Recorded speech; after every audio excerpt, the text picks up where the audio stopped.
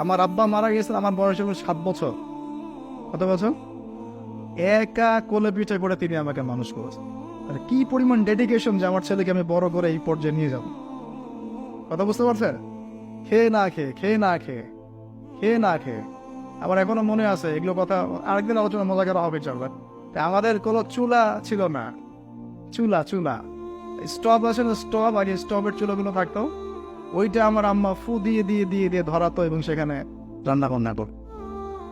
পরে এখনো মনে আছে। তো একটা মানুষের ডিটারমিনেশন কেমন যে আমি এরই হয় আমার ছেলেকে ওই জায়গায় নিয়ে যাব। ঠিক আছে, আমি নিজে বারবার বুঝিয়ে বুঝিয়ে বুঝিয়ে বুঝিয়ে কখনো তর্ক হয়ে যাইতো না, আমি এইটা এটা আমার দ্বারা হবে না, এটা আমার প্রতিভা না, আমাকে আব্বা যেখানে দিছিলেন সেই মাদ্রাসায় আমাকে আবার ভর্তি করাও, ইত্যাদি ইত্যাদি করতে করতে করতে করতে আলহামদুলিল্লাহ 2 দিকে পড়ার সৌভাগ্য হলো আলহামদুলিল্লাহ শেষ পর্যন্ত।